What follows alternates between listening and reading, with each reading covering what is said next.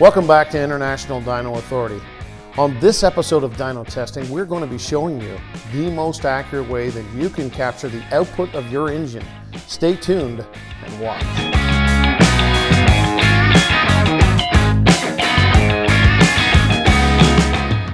Okay, when we begin running an engine dyno test, the few little things that we have to have up front, we will do some preliminary testing on oil pressure.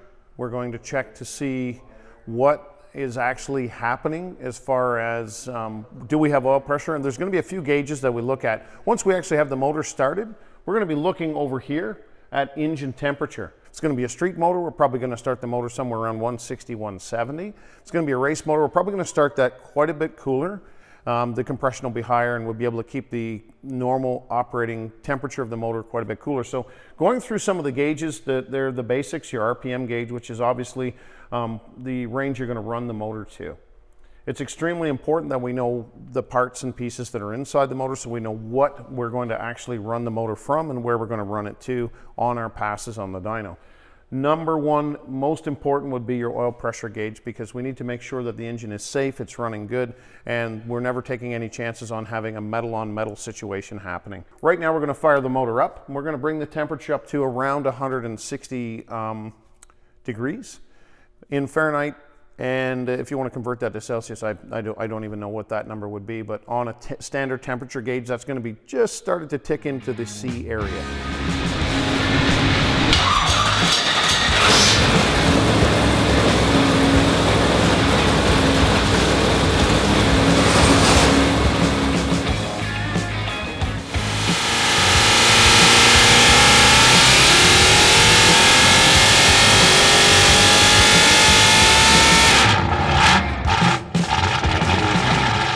Okay, so we just made a couple of back-to-back passes. This engine is not overly high in compression, but I'm going to tell you a couple of things. This engine has a set of AFR cylinder heads on it. I'm not going to go into all the statistics right this minute, but we're going to talk about exactly what's inside this motor. And we're going to talk about what just happened. Customer's pretty happy. This dyno does not give away horsepower. Here's where we are. We ran the motor, we started it at around 155 to 160 degrees, right in that range. That's where he wanted it. This brand new update to the software shows us kind of a climb as the engine's coming up and going to where it's going to end. I've actually have to extend this because we've gone beyond 750. We weren't sure if we were actually going to get there. So a few things to look at. This machine, this engine is 540 cubic inch, big block Chevrolet, making 750 foot-pounds of torque, 798 horsepower. So when we look at this, we can see that the torque comes up, it flattens off, and then it kind of works, and there's a few reasons for that we're going to go into in just a minute.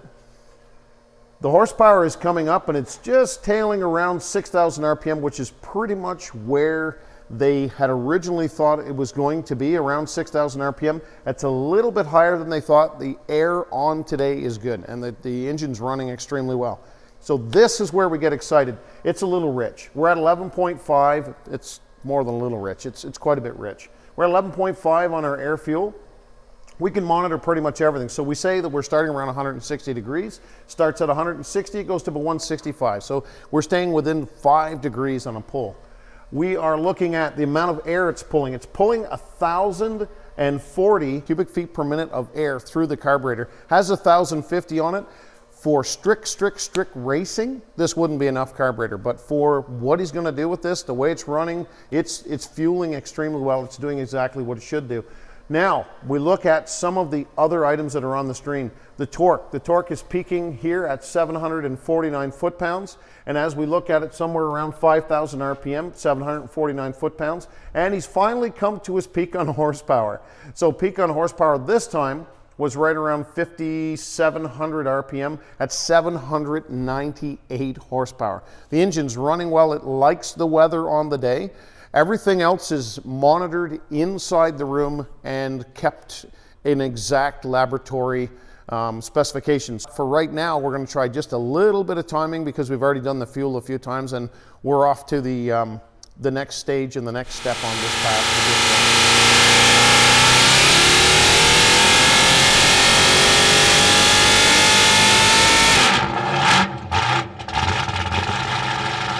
Okay, we just finished a pass where we made a timing change. We've recorded the timing change up here. We're now at 36 degrees.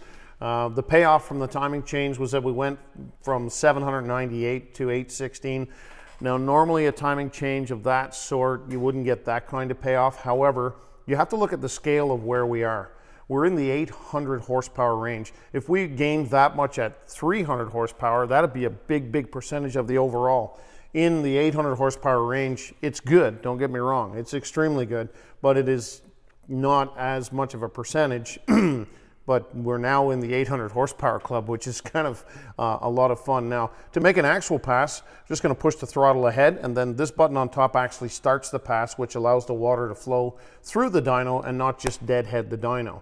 So the first thing we have to do is kind of determine what RPM we're going to start at. The 3500 is where we deadhead the motor, press the button, it'll start the pass. So what we're going to do right now is fire up the motor. We have made a small jetting change, so we're going to record that up here. That's important. I'm going to turn on the fans, the pumps, water pump, then we fire the motor up. Turn on your ignition, fuel, and the water pump. Engine starts well, runs well, does everything it's supposed to do. So I'm giving it a little bit of throttle and I'm applying a little bit of load. I'm varying the load on and off. So I shut the load off now by shutting the water pump off. The RPM will climb. Then we're just watching the temperature to see where we're actually going to go. Right about now, we'll start our pass by pushing the forward all and then starting the button with this. Give it all the throttle it has.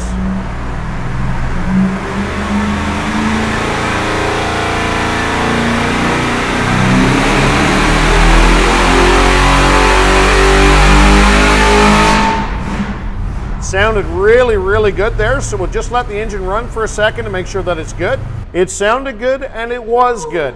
So we made about the same foot-pounds. We're continuing to make about the same foot-pounds all the time, but the horsepower is going up because we now have our jetting really close and our timing extremely close to where it needs to be.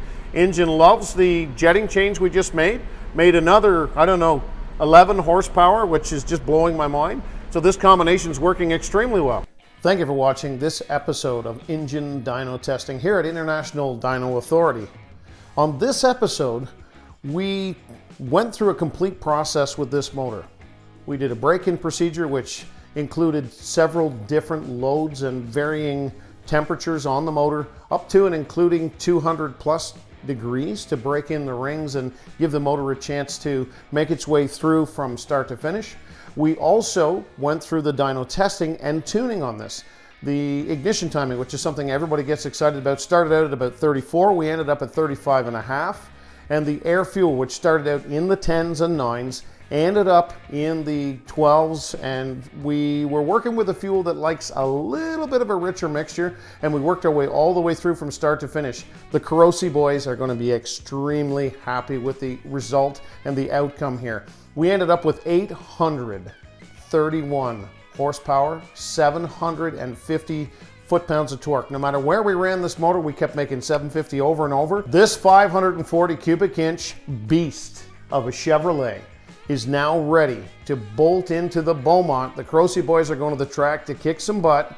And remember, subscribe for more action right here from International Dyno Authority.